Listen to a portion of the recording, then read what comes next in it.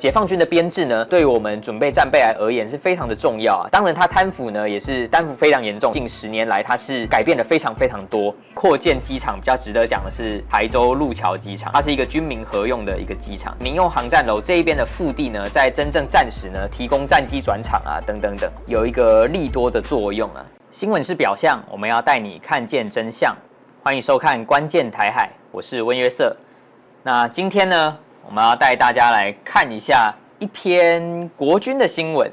国军战备影像露馅。那其实这个就是他说作战详定人是10几年解放军旧编制。关于国军的这个影像呢，这个来源都是公开的哦，它来自于军文社的报道。OK， 那这篇报道呢，它是在今年春节的陆军加强战备演训。那我们可以看到这边写新竹战斗队啊，等。那这个是装甲54两旅。我们可以看到这边写迅雷，这个是54两旅。那这张照片呢，这一边可以看一下这张编制图。那这张编制图呢，它就是解放军模步团。其实它是一个，我们知道有个编制是33制，就是呢一个团呢就是3个营。那我们可以看到这边有3个小格，那这边就是有3个营这样子，而且这边明显是写模步团。那模步团是什么时候的编制呢？模步团其实已经是解放军在2013年军改前的编制了。那模步团绝大部分都改编成现在的解放军轻型合成旅。这个是今年陆军加强战备的新闻报道。这意味着说，其实陆军有某一些，我不敢说全部啊，但是至少我们看到的至少54两旅的某单位，那它还在使用着解放军军改前的编制，那作为这个想定的标准。当然也有可能它只是把它挂在这边而已，但是就是没有更新。那我想这个是有必要更新一下的，因为其实解放军的编制呢，对于我们准备战备而言是非常的重要啊。解放军其实是一支非常愿意这个大刀阔斧改编制的一支军队。当然，它贪腐呢也是贪腐非常严重，也是事实。但是他们的编制我们可以看到，近10年来它是改变了非常多。从当初的这个装甲团、模步团改成重型合成旅，改成轻型合成旅，然后新编这个中型合成旅。这个其实我们以规模上来看就好了。这边的这个模步团我们有讲了，就是3个营嘛。那解放军改编的它变成轻型合成旅。轻型合成旅的话，解放军一个合成旅就是9个营。那9个营里面呢，前4个营是负责作战的合成营，后面的5个营呢，负责其他这个专业保障的兵种营，包括防空啊、侦察等等。所以呢，总之呢，就是需要更新了啊，资料需要更新了。好，那这个是国军的部分。那我们可以看到《华尔街日报》，《华尔街日报》它在4号有报道，根据卫星影像勘源资料，在东南沿海大规模建设基础设施。它主要有讲到几个啦，温州乐清湾一座大型新2栖舰艇基地。其实《华尔街日报》的这篇报道，它提到的这些地点呢，都已经存在了一段时间了。我们可以先一个个来看啊。我们先来看乐清湾好了。这个地方我们可以看到它有新建一些码头。我觉得我们必须要检查一下它是什么时候建的。《华尔街日报》是前不久报道的嘛。它在2016年的时候，它规模还非常小。然后我们可以看一下它历年的变化。然后它在17年的时候开始有一些建设的痕迹。OK，19年就新盖了一个。OK， 一直到现在。这边还增加可以让直升机停的这个机位。其实它已经有一段时间了。那跟大家介绍一下，那这边驻扎是东部战区海军登陆舰大队，那它的这个代号92529，其实它已经存在一段时间了，所以我觉得其实也倒是还好。我们再看一下下一个，我其实有印象，就是他有讲到几个地点，就是上海的这个登陆舰支队的营区，然后还有刚刚我们看到的在浙江东部的，然后还有在漳州的。OK， 我们来看一下上海的。那上海的话就比较明显一点。其实这个地方，先前国际媒体已经报道过非常多次了。这个地方它也是驻扎东部战区海军登陆舰支队，只是呢，它驻扎的舰艇呢比较像是大型一点的舰艇，例如075，还有这个071船坞登陆舰。那这个是按照因为075和071呢，解放军海军的这种大型舰艇下水数量一直在增加。那他们其实以前的母港是在哪里？大家知道吗？他们以前的母港呢，在这个吴淞还有这个鸠江地区，在这边。那其实这一边的规模是非常小的，它已经不足以应付就是解放军大量的2栖舰艇，并且现代化，而且吨位也更大，尤其有075这种大家伙，那它已经没办法容纳，所以呢，他们就在这边新盖了登陆舰支队的新营区。那这个地方呢，有没有出现过一些新闻报道呢？有，我们可以来看一下，有过一篇啦，我有记录过一篇。这边有报道东部战区某保障大队，这个是我看过的唯一的一篇呢。那它大概是从什么时候开始建设的呢？我这边现在是2025年嘛，我们可以往前到2021年的时候就已经开工建造，所以也非常久。好，那今天着重要讲的一个地点呢，其实是就是它在漳州一个地方有新盖一个陆航的机场。那这个《华尔街日报》也有提到，但是呢，我看到这一篇我就想到最先报道这个地方的其实是台湾媒体啊，它是在2021年的时候3月，那个时候就有爆出解放军在漳州有新建这个陆航基地。这个陆航基地它是非常特别的，它驻有2个单位，哪2个单位呢？就是73集团军的陆航旅，还有东部战区陆军直属的一个无人机旅，那它是无人机第137旅，那这个只是它的番号而已。我们可以来看一下，这边有停非常多的直升机，这个基本上是5直10啊。我觉得比较有趣的是那个无人机旅，那无人机旅的话呢，它是在2023年的春节期间第一次的露面，这样子。我们可以来看一下当时的报道。东部战区陆军某直属旅，这个是2023年1月3号。那个时候他开训动员 ，OK， 我们看到这些照片，没有问题，没有问题，没有问题。哎，彩虹4型无人机，大家注意看一下它这个跑道的标线呢，这有2个格子嘛，这个格子是有和这个椭圆形有对称的，然后旁边这个却没有，所以呢，就可以判断出什么呢？就是第一个，这个机场呢，至少从2020年就已经开始建设。并且在2021年曝光，并且它驻有2个单位，一个是73集团军陆航旅，一个是东部战区陆军的直属无人机旅。那这个无人机旅其实已经它的彩虹4，其实先前国防部还有公布那个路径轨迹图嘛，大家可以去查之前的。那只要从这个闽南起飞的，然后是彩虹4型无人机的，基本上就是来自这个单位，并且呢，我们可以看到它在塔台的左右2侧都有机库。在塔台的右侧这一边，这个机库主要就是给无人机旅停这个彩虹4无人机，那旁边就是主要是给陆航旅。那73集团军陆航旅除了这个机场以外，还有惠安机场，所以73集团军陆航旅有2个机场，无人机旅的话就只有在这个机场这样子。我们可以看到它机场的旁边这边，大家有没有看到有很多直升机的这个正位？其实我看过解放军这么多的这个陆航的场站，就是机场，他们叫做场站这样子。这个我可以说是几乎是数1数2大的一个，并且这边还可以做一些机降的训练。这个就是华尔街在这篇新闻报道里面所提到的。那除了这几个军事设施以外，他还提到了这个厦门翔安机场，然后还有长乐机场。但是翔安机场和长乐机场其实都是民用的哦，都是100%民用的这样子。那它没有驻扎，就是依据公开资料显示，还有我们卫星图确认，它其实并没有驻扎军机，它也没有军机的相关的保障设施。我比较好奇，它怎么没有提到台州机场？那我们看到台州机场的部分，那台州机场这边有1条跑道嘛 ，OK， 那它的滑行道这边1条，这边也1条，但是我们可以来看一下它的卫星图。我们刚刚讲到这个翔安机场和长乐机场，就是华尔街有报道说它扩建嘛。其实我觉得扩建机场比较值得讲的是台州路桥机场，因为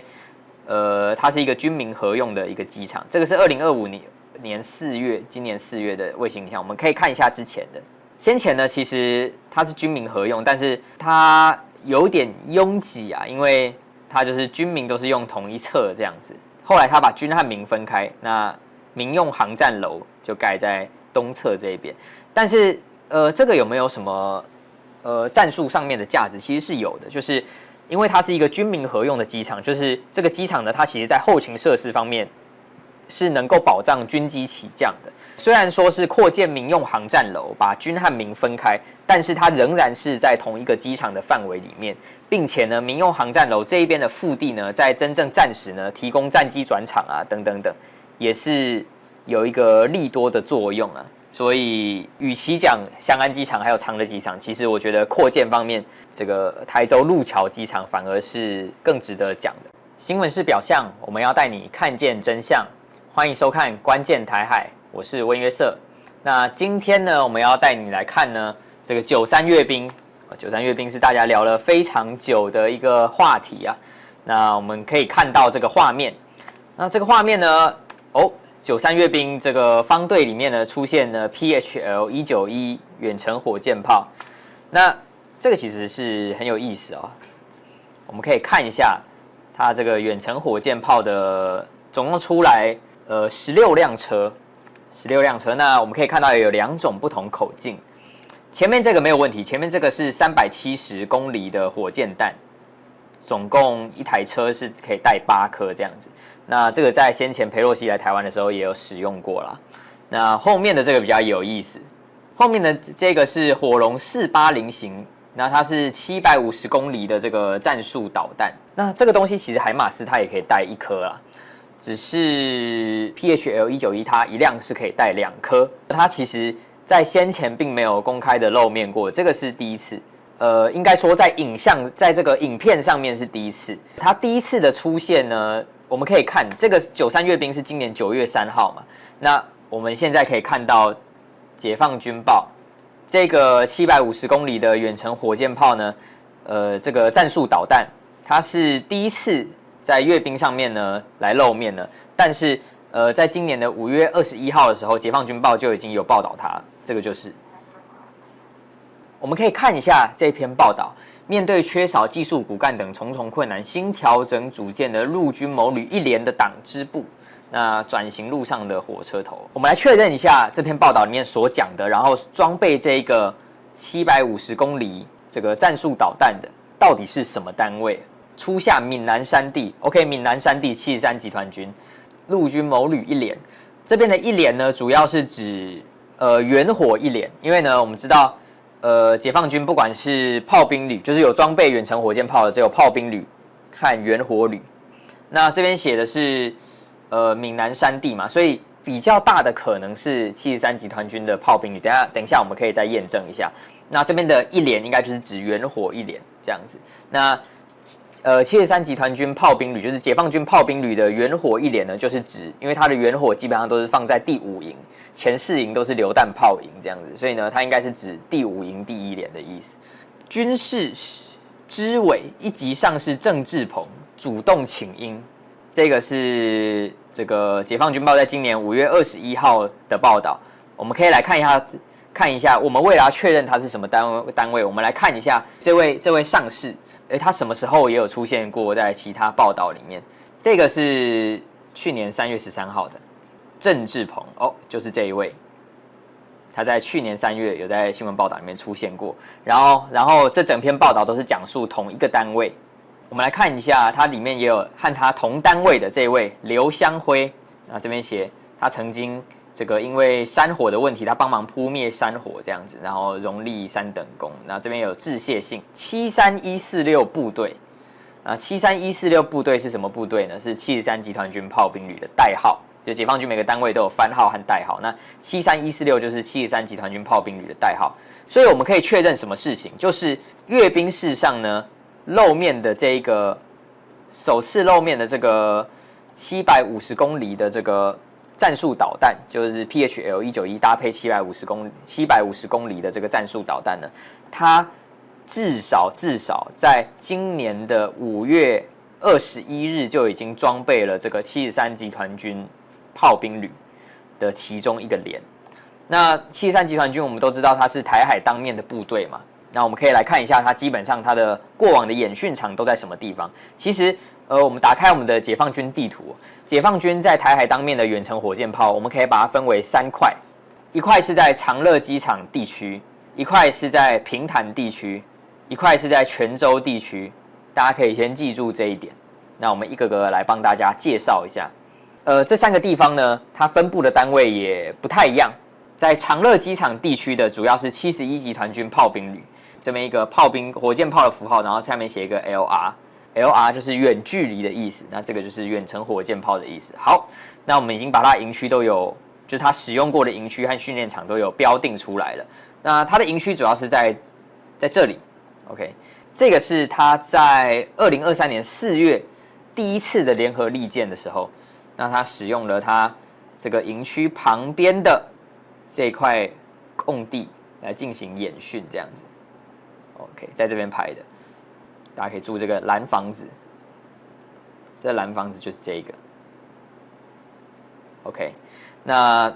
71集团军炮兵旅是主要使用长乐机场地区，那注意了，它的装备主要是使用比较旧型的 PHL-03。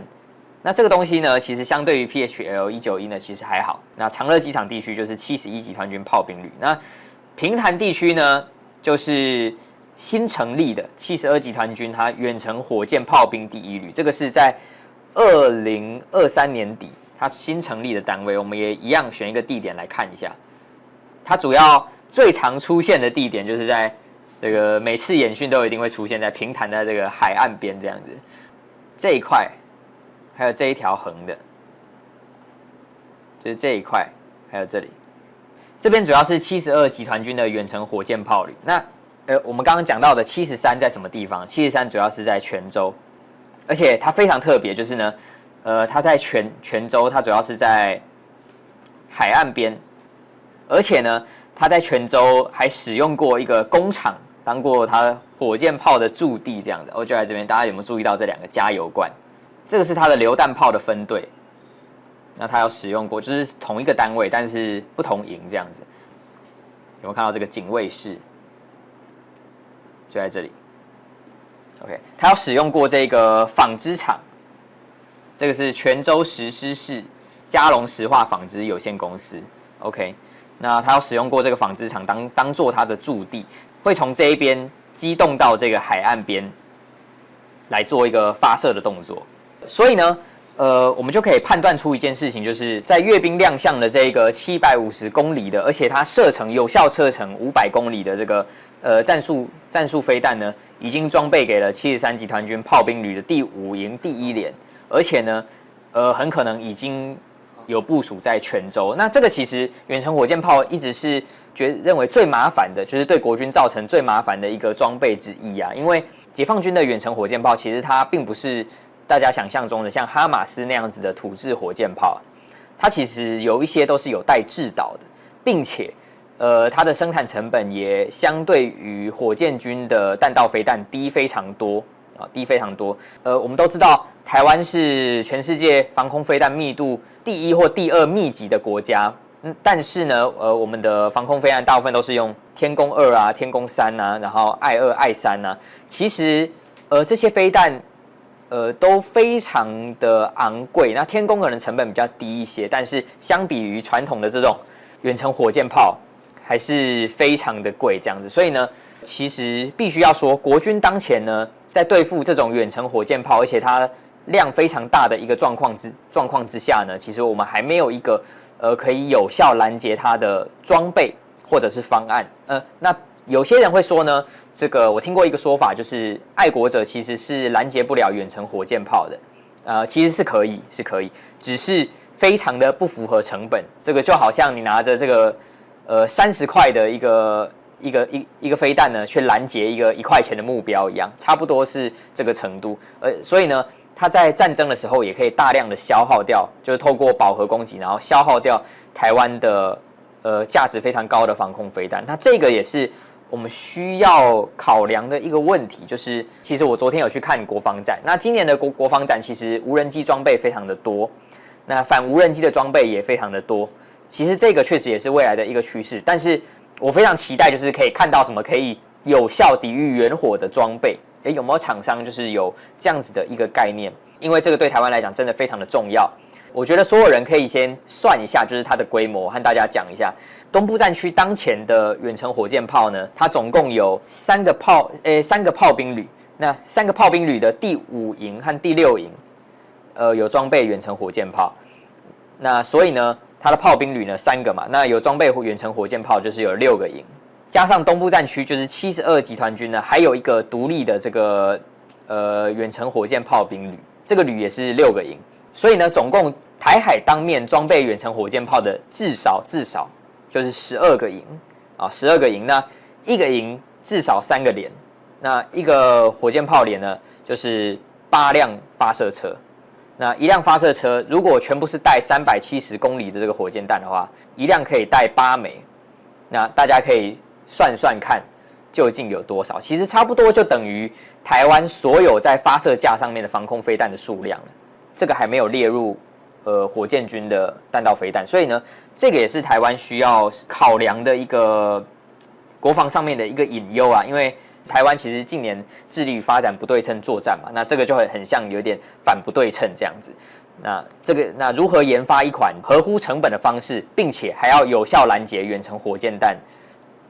这个是我们未来国防建军的一个重要的方向，也是值得考量的一个问题。Hello， 大家好，我是约瑟。那今天呢，和大家谈谈93阅兵的一些看点哦。那我们首先呢，可以先讲到人事的部分呢。那人事的部分呢，我们可以看到这个影片呢，阅兵的总指挥，那他向习近平呢，这个说明阅兵式分列式已经开始了，请习主席来检阅这样子。那这位呢，空军中将呢，他是中部战区空军司令员韩胜延中将。那我们可以注意到，就是很多人呢都有谈到，就是过往呢其实都是上将呢来担任这个总指挥哦，或者是说我们是这个中部战区的司令员来担任总指挥哦。那为什么这一次是一位中将来担任阅兵总指挥呢？我们可以来看一下呢，就是过往有没有中将的例子？其实也有，就是在2009年的时候呢，阅兵也是由阅兵总指挥也是由中将呢来担任。那这个是时任的这个阅兵总指挥房峰辉，房子的房啊，那他呢是北京军区的司令员。那我们可以注意到呢，即便他们同样都是中将，但是这一次的成绩也是有下降的，因为这个房峰辉呢是正大军区级的这个司令员，但是呢，虽然韩胜延他和房峰辉一样都是中将，但是呢，他却呢只是这个中部战区空军，也就是副战区职的这个司令，这样他并不是中部战区的司令员，所以呢，我们也可以从这里呢可以窥见呢，就是解放军呢他的近日以来反贪呢清洗的程度之大，尤其是在这个阅兵总指挥在当天呢，大家才知道。这样子好，那再来讲一下这个武器的部分。那武器的部分呢，我们可以先看一下这个最令人注意的这个武器装备，莫过于这个战略导弹方队。我们可以看一下这边的车号，这边写的 ZL 就是战略的汉语拼音。这个熟悉军武的朋友有没有觉得很熟悉？这个 JL1 呢，在过往呢是巨浪1的这个代号。那但是呢，在这一次呢，央视呢，它旁白的口述呢，这个是惊雷1型，就是其实呢，它就是先前在轰6机腹上面所挂载的。那这个呢有什么意义呢？也就是呢，解放军在过往呢，其实它的核武打击能力只有我们知道核武有3位一体嘛，那核武的有3位一体就是陆海空，那这个陆的部分，解放军是已经有了。那海的部分，解放军也有弹道核潜艇。那但是呢，唯独在空中，就是空机的部分呢，解放军还没有。那惊雷1的出现呢，就是弥补了解放军在这一块的空白，那也具有重要的意义。这样子，很多人呢，包括我，就是我们在看到这个彩排的时候呢，还以为呢，这个是什么新型的飞弹哦。那我们可以来看一下这一次阅兵，我们终于看到了它的代号，就是东风31 BJ 型。那其实呢，我们要怎么理解这个代号呢？这个东风31呢，在过往记不记得在海南岛曾有一次的试射，那射往这个太平洋。那在那一次试射的型号是东风31 AG。那 AG 呢，就是东风31 AG 在解放军的这个正式的称号是 A 就是甲，那 G 的话就是改良的改，就是东风31甲改型，那它是陆地上机动发射的。那所以呢，要怎么理解这个代号呢？这个 B 呢就是乙型，就是东风31乙型。那 J 呢，其实呢，这个我们可以看到呢，它是特别把它装在发射车上面的，但是呢，它是一个由发射井来发射的这个弹道飞弹，所以呢 ，J 其实它是发射井的井，这个井的汉语拼音这样子，所以呢，它是东风31乙井型这个陆地上，而且是由发射井来发射的这个洲际飞弹哦。那这个也是一个很大的一个看点，因为呢，其实在过往解放军呢在发射井它所使用的。早期所使用的是东风4型，但是东风4呢，它已经退役了这样子。但是呢，所以呢，在近年解放军其实在发射井上面都几乎呢都是东风5型，但是呢，东风5型是有一个重要的弱点，就是东风5型呢它是液体燃料。那液体燃料的话呢，它就有一些非常麻烦的地方，就是呢，它的燃料和弹体平时要分开存放，那唯独呢要发射的时候呢，它才在把这个两者合在一起，并且呢在发射前特定的时间都要非常精细的计算，要特定的时间呢，它才把它开始做一个液体燃料的装填，并且装填之后是没办法取消的，所以呢。东风5型的发射程序非常的繁杂，并且呢，成本也比较高。那东风31乙井型它是固体燃料，它的出现呢，这个为解放军这个井射就是发射井为平台，这个井射的洲际飞弹呢，这个提供一个很好的改进，就是呢，准备时间变得更短，并且呢，射程呢理应也更远，并且精度也更高，这样子。好。军武，我相信电视上这个各大专家已经讲了非常多了。那我们来看一下这个大家比较看不懂，并且比较难以理解的部分，就是战旗方队。那战旗方队呢，我有看一下各大直播哦，那其实这个是专家们讲的最少的地方，因为可能比较就是它比较复杂一点。那战旗方队第一次出现是在中共建政70周年的阅兵式上面。那战旗方队呢，其实大家可能就是一个既定的印象，就是像前苏联啊，或者是像北韩，就是他们可能会扛很多红旗出来，也没有什么特别的意义啦，这样子。那这个，但是呢，其实我们要说，就是在研究解放军的时候呢，解放军每个单位都有几个重要的构成要素，我们可以把它理解成有5个重要的构成要素。第一个是它的符号，第二个是它的番号，再来代号，再来是它的车牌编码，再来就是它的荣誉称号。那这些的所谓战旗呢，上面就是刻画着它的荣誉称号这样子。那这些荣誉称号呢，有些非常怂哦，但是也没关系，这些荣誉称号的背后呢，都是一个真实存在的解放军单位。那在解放军官方的报道里面呢，它其实呢，往往不会提到部队的番号，甚至是代号。代号可能比较会在招标文件上面会提到，但是他会非常愿意提到他的荣誉称号。所以荣誉称号呢，也是一个我们判断解放军单位的很好的一个标的。那我这边为大家整理出来，这个是他的荣誉称号，就是他的战旗方队。我们可以来看一下这张图片啊。战旗方队就是这样，它的队形排列是这样。那整理成表呢，就是这个样子。那刚刚我们有说到，就是几乎呢所有的这个每一面战旗，它的背后都是一个真实存在的解放军单位。比如说，我们来看一下这个东部战区和台湾比较有关的。我们再回到刚刚的影片，朱德警卫团左权独立营，这是什么意思呢？朱德警卫团就是71集团军工化旅，这是他的荣誉称号。那左权独立营就是73集团军轻型合成第92旅4营，那它的驻扎地点也是在福建的东部哦。那基本上呢，就是我们只要看到呢这些荣誉称号呢，我们就只要新闻呢有报道，就是央视常常他会报道东部战区的相关演训啊，那他可能只会提到他的荣誉称号，那我们就可以由这个荣誉称号呢来判断呢这个原来是，比如说他报道左权独立营在平潭的沿海，在这个沿海在这个海训，那我们就可以判断说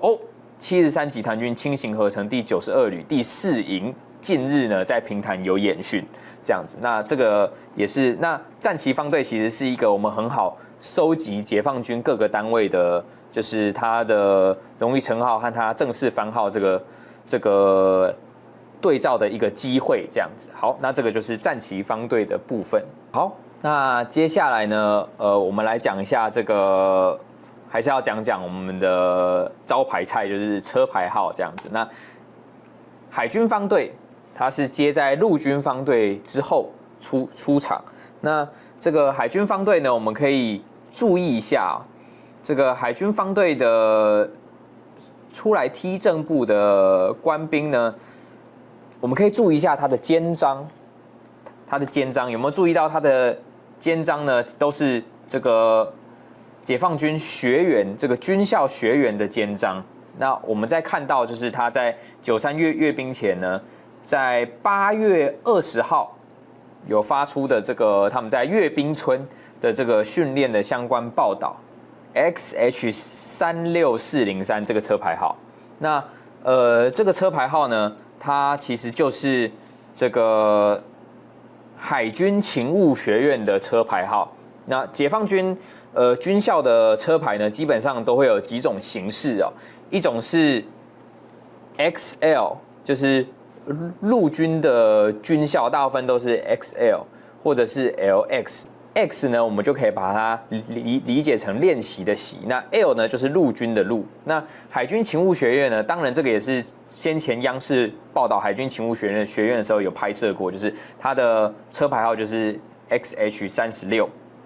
开头这样子，那我们判断解放军一个单位就可以由它的车牌号的前4码来判断。那这一次呢，在阅兵村也有出现海军勤务学院的车牌，加上呢，它这个人员的肩章呢是学员的肩章，所以呢，我们就可以来判断，就是海军这一次是调海军勤务学院的学员来踢正步这样子。那这个也是我们判断的一个小技巧。就是这张照片是解放军的军舰飞过去，你就知道他在哪里演练了。我们从它的机翼可以看出，它的机型呢是歼10这样子。那东部战区呢，空军装备歼10的，就只有在汕头的外沙机场，然后你就可以找到了。如果今天中国信息部队如果它够强的话，在南海不可能会发生中国的解放军竟然跟中国的海警船会撞在一起，就可以显现出来，就是中国的海军和海警，它并没有共同作战图像。说一本新书，就是这一本，叫做《请支援搜寻》。看完之后才发现，你真的把解放军完全看透透。其中有一个章节，你有特别说到，你首次在定位解放军的时候，也太厉害了吧！竟然只是一张照片哦，就是这张照片是解放军的军舰飞过去，咻过去之后，你竟然可以在里面一个小小的岛。你就知道他在哪里演练了。其实这个算是比较好找的例子啦，就是海空军它其实都是比较好找的，因为呢，首先我们要找到一个图片，就是它在什么地方拍摄，我们就要先限定它的范围。那这张图片呢，我们可以看到，就是它的通稿里面有提到这个是东部战区空军这样子。然后呢，我们从它的机翼可以看出它的机型呢是歼10这样子。那东部战区呢，空军装备歼10的，就只有在汕头的外沙机场，就只有在这个地方。所以呢，我们所要做的呢，要找出这个岛屿在什么地方呢？我们所要做的呢，就是检查外沙机场邻近的这个海岸线所有的岛屿，看哪一个跟它的形状一模一样。你说这样一个一个对，一个一个看，然后你就可以找到了。其实它的面积还蛮大的，所以并没有很难啊。于是你刚刚有特别提到，你在书中里面有提到说，你是全世界、全球第一个发现中共解放军有个叫做信息支援部队。我们知道这部队现在中国已经很努力在发展这个。我们刚刚有特别提到，在南海上面，如果今天中国信息部队如果它够强的话，在南海不可能会发生中国的解放军竟然跟中国的海警船会撞在一起，这种荒谬的事情。那信息资源部队它是去年4月19号成立的嘛？那我们刚刚讲到这个南海事件，那这个南海撞船事件呢，其实一个很重要的呢，就可以显现出来，就是中国的海军和海警它并没有共同作战图像啊。对，那所以呢，它其实在沟通上面呢、或者是它出现了一些问题。那其实呢，这个也牵涉到解放军近年最重视的这个联合作战。那联合作战里面最吃重的呢，就是通信工作。对，那信息支援部队呢，其实大部分人我看到就是都在讲信息支援部队啊，都是讲说，他是主导这个资讯战啊、网络战啊。但是其实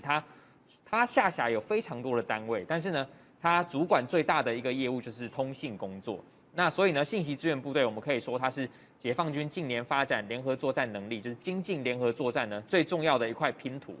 这样子，那但是呢，它的资料非常非常少，对，而且大部分都是以图像为主，就是文字的资料非常少。我们传统上大部分都是以这个文字来获取嘛，那但是呢，它的图像反而比文字多，这样，那文字报道非常少。那所以呢，我算是有点仿效，就是在先前美国公布的这个火箭军报告，对，那他那篇报告的格式呢，就是这个单位的名称、单位的代号。单位的地址、坐标，然后人物志这样子，那我就按照这个格式呢，就是写信息支援部队。那我怎么知道它在什么地方呢？就是它其实都有出现过一些照片嘛，那我们就一张一张去定位它在什么地方拍的，然后我们就有定位到一张，我们就把它归纳出一笔数据这样，那最后就成为这本书的第3部分。对，就是讲信息支援部队。所以这样子一路看起来，它等于是说，中国在这次南海上面发现这件事情，尽管你刚刚说你发现到，就表示说他们成立了，而且成立之后，他们也训练了非常非常久，结果还是撞，就比方说他们在这个军力上面，甚至在这部队上面，没有非常的精实吗？解放军在装备上面其实已经有长足的进步了，但是在联合作战，就是信息通信，包括还有这个共同作战图像啊，这个作战的资讯的共享，对，其实它还没有这么快。就是你在刚刚我们讲信息支援部队里面，其中有一个支线，也太特殊了吧？这个叫什么？这叫话务连女兵，就简单讲话务兵，就是讲台湾讲什么接线生。这个接线生，第一个都长得非常美，第二什么？他们竟然还要练瑜伽，然后你说这个工作非常非常的重要。那其实这个是信息支援部队的一个部分啊，就是他负责通联工作嘛。对。那信息支援部队呢，它其实在每个战区，就是解放军有5大战区嘛，那它每个战区都下辖一个通信团和一个通信旅。那通信团就是负责每个战区的总部的通联工作，所以呢，在每个战区的这个通信团，它下面呢，它总共有3个营。对。那第一个营就是负责话务，这个像是我们图片上面所看到这个东西，就叫做话务工作。那它在每个战区都有设这个电话站。那它所要做的呢，就是你可以把它理解成军线的，就是军线电话的这个客服人员。军线的客服人员，对，就你有什么需要，我来服务你。对，那他们所要做的呢，基本上除了这个背诵这个电码以外呢，还有密码学以外呢，他们要熟记这个他们所在的战区下辖的每一个单位的电话，这样子。那就是他一看到这个号码一打来，他就要知道，这是什么单位打来，或者是甚至是这可能是哪一位领导打来。那对。我所听闻的啦，就是呢，其实有一些领导也会指定自己喜欢的话务员来接他的电话。还有这种事情？那话务员基本上都是以女兵为主，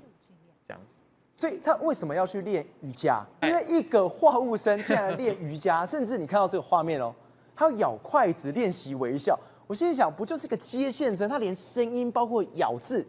都要训练成这个样子。早期央视其实比较会拍这种样板工程啊，但是现在我相信应该是没有这么训练啊，就是在近期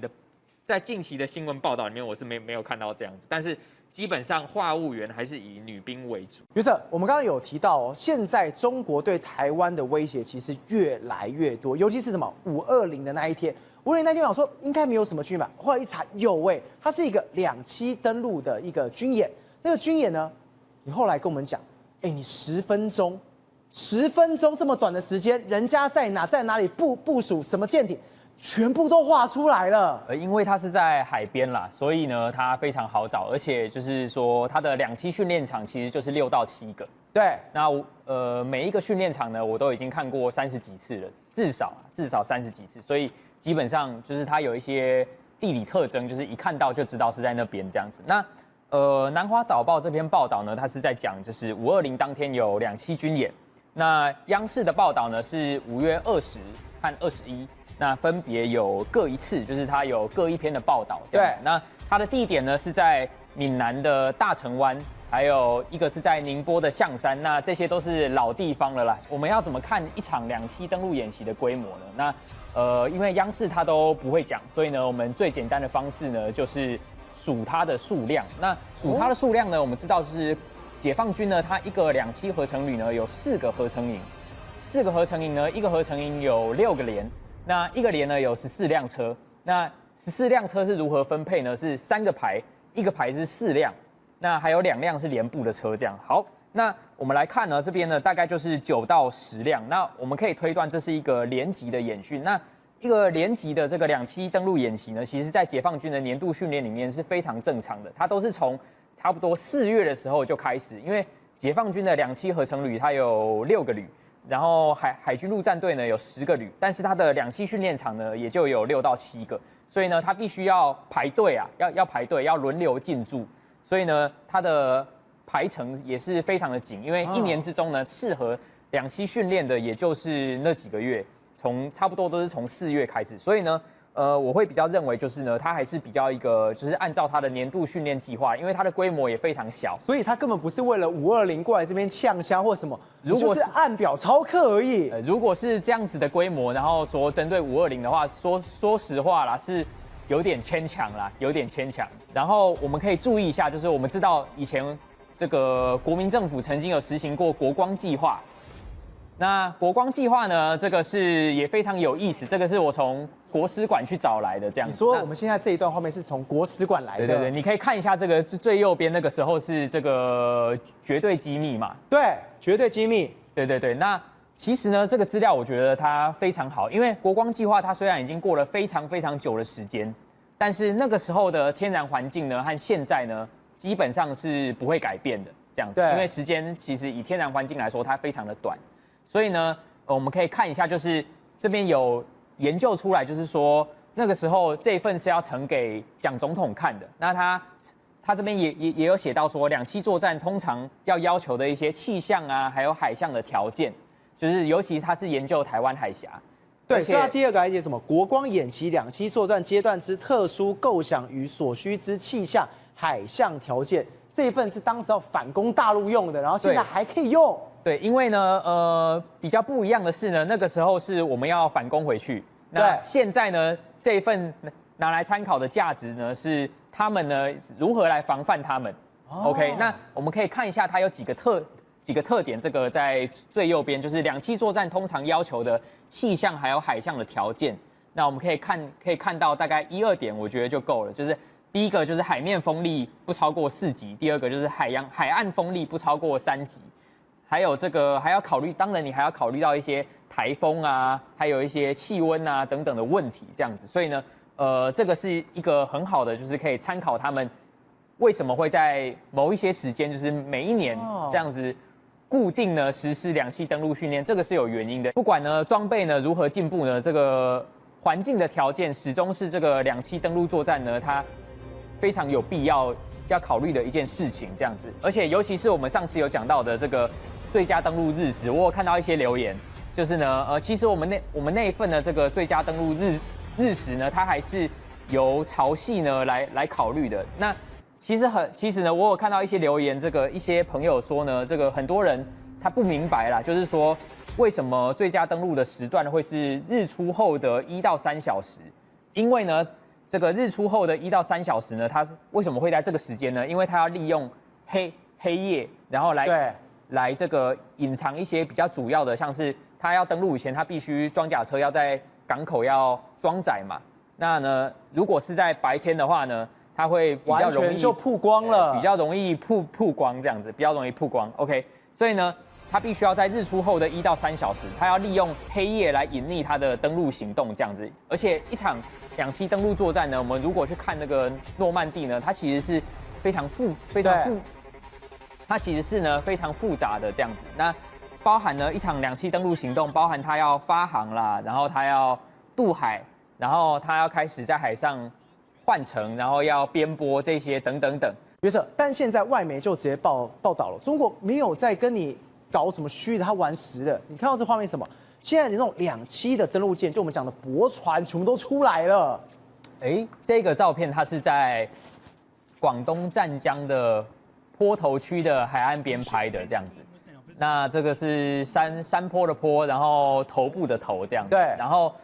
这个船呢，我看到非常多的讨论啦，就是它最大的一个特点呢，其实就是把原本这个没办法登陆的地方变成可以登陆的地方。对。但是呢，我觉得它还是没有在两岸的这个，如果它今天要遂行对台湾的这个登陆作战啦，它还是没有办法起到一个就是扭转局势的一个因素，因为呢，它有几个限制呢，就是认为它的威胁还是非常有限。它有几个限制呢，就是第一个，它的航速很慢，那第二个呢，它的架设需要时间。对，那2栖登陆它是非常紧凑的，就是呢，你的地面部队第一次踏上敌人的土地，这样子，它是非常争分夺秒的，它没有时间让你这样子慢慢的架桥这样子。还有这个第3个呢，对，它必须呢要搭配这个滚装货轮，就是它必须呢要跟滚装货轮这样排站这样子，滚装货轮在离岸最远的地方，然后它从滚装货轮的这个后面呢，这样接到这个滩岸上面。所以它今天这么慢，或者是有它的上面的限制，它今天就成为一个靶子吗？因为船速呢，只要越慢呢，就是它会在海上暴露很长的一段时间，那让国军的这个反舰飞弹呢有时间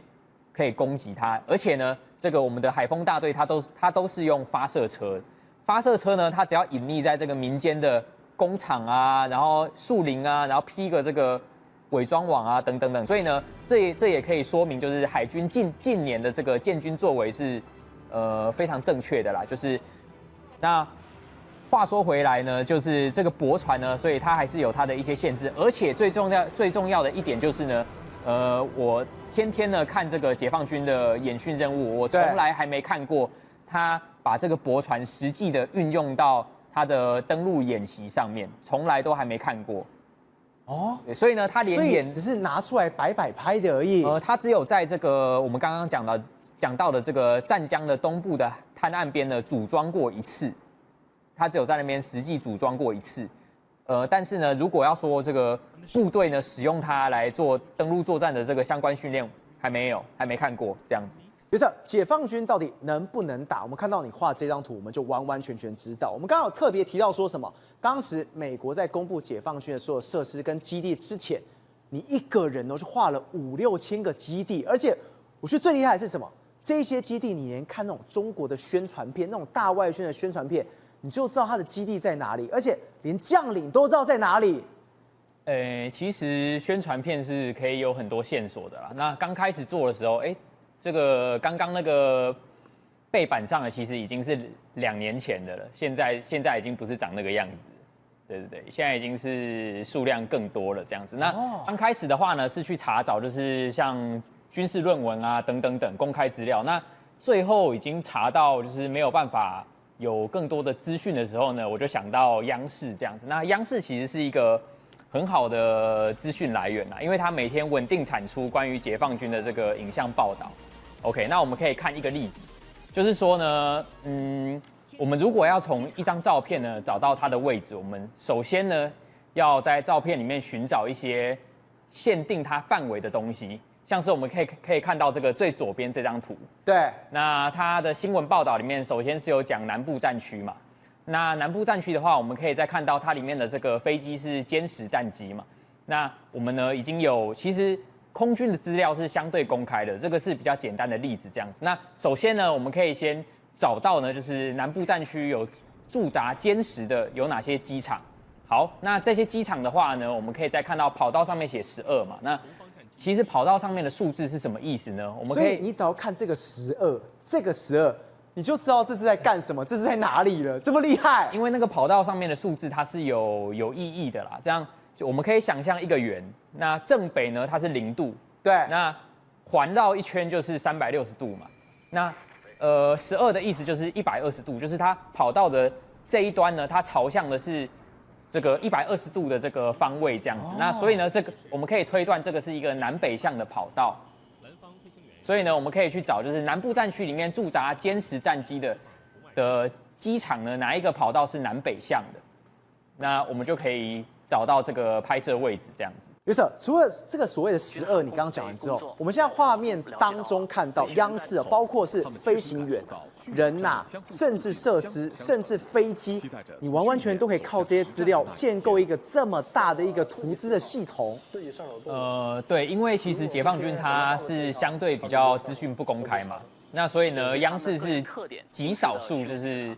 我们可以查找它，就是看有没有什么特别的变化，因为它很稳定嘛，它很稳定的每天产出嘛，它每天有3个时段就是产出军事影像报道这样子，然后还有这个所有的校级的军官，他也会在里面有露面这样子，我们也可以记录一下他们的名字。所以这个人，譬如说他是南部战区空军航空兵某旅，叉叉叉，你可以就知道这个人是叫什么名字，他在哪个旅在那边服务。完全就可以这样子找得出来。看到照片当然是会不知道啊，就是但是我会把他这个新闻画面我会截图，然后把他的名字也记录下来这样子，然后就是我是有一个资料库这样子。好，那下一张这边也是呢，就是也是一个我觉得还蛮有趣的，这个我没有在节目上说过啦。还有一个就是车牌，我们可以看就是这个左边上面那张图，就是它有一个很大的字母嘛，所以它有这个车牌嘛。首先它有4个比较大的数字嘛，那4个比较大的数字的右边又有这个4个比较小的，有两个英文字母和这个2个数字嘛，对不对？那2个英文字，你说这个5216 LD21这个，对，那 LD 它的意思就是。其实我们只要看到解放军的车牌上面有英文字母，这个呢都和英文完全没有关系，它都是汉语拼音啊。那 LD 是什么意思呢 ？L 的意思就是陆军的意思，陆军的陆，陆军的陆。那 D 的意思就是东部战区的东，所以这辆车是属于东部战区陆军。对，然后我们以此类推东部战区陆军是 LD。那西部战区陆军就是 LX， 就是西部战区的西就是对 X 这样子。于是，如果照你这样对中国解放军，不管是基地跟设施这么了解一个情况之下，我们看到了这个山东小哥乘着小艇哒来到了台湾的桃园，甚至把5星旗插在上面。但是里面最诡异的是什么？这影片没多久他就删掉了。他为什么是会删掉？而现在解放军到底在做什么事情？是因为这个地点是不能曝光的地点吗？其实他会在这个地点登岸呢，根本原因还是就是他从这个长乐出发嘛，对，从福建长乐出发。那长乐呢，其实到台湾呢比较近的距离就是桃园这个大园海滩。那最早把它定位出来的是我嘛。那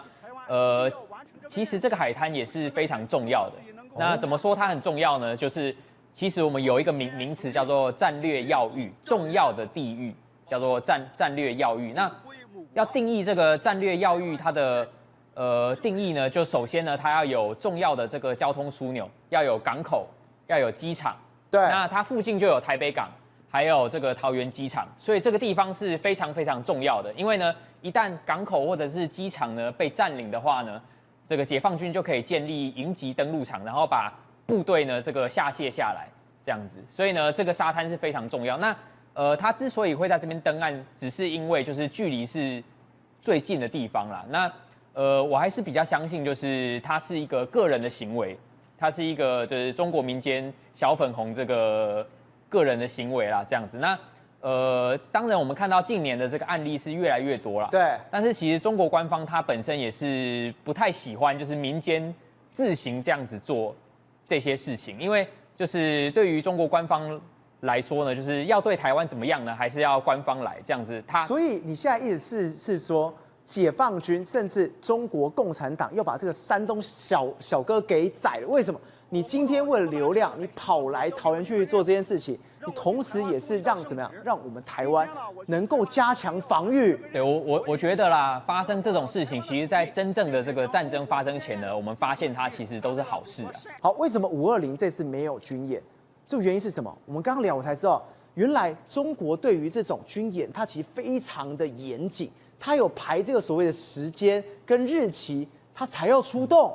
我们可以看，就是赖总统以往就是从他上任以来所有的重要讲话，目前有军演的有3次嘛，对吧？那主要的比较大的就是去年的联合利剑，总共有2次。那一次是在他的520就职，一次是在双十国庆嘛。那联合利剑目前总共有3次，第一次是蔡总统访美嘛。那其实联合利剑这3次呢，它就是在演训这个对台战役里面不同阶段的这个训练。那第一次就是蔡总统访美那次联合利剑，他演训的比较是第一个反介入作战，就是反对这个美国来军事干涉。所以我们可以看到，就是第一次的联合利剑这个山东舰呢有前出到就是西太平洋。对。然后第2次呢是赖总统就职，那第2次的联合利剑它主要演训的科目是这个夺取台海的制海制空。我不知道大家有没有印象，就是在520赖总统就职的时候呢，这个在当日呢就是有100多架次在1天之内，然后就是来侵扰这个台湾空域这样。所以呢，他第2次他演练的是夺取台海制海制空。那第3次的联合利剑呢，是在赖总统这个双十国庆的时候。那他主要演练的科目是封控台岛。对，所以我们可以看到这个搭配一些法律战啊，然后海警啊开始出来，而且到台湾东部这样子。那如果还有一次的话，就是接下来今年的520如果有的话，最有可能的科目啦，就是封控台岛，下一步就是2栖登陆。所以今年如果这一次要演训的话，最有可能的就是演训2栖登陆。那2栖登陆的话，它其实也会受一些这个自然条件的限制。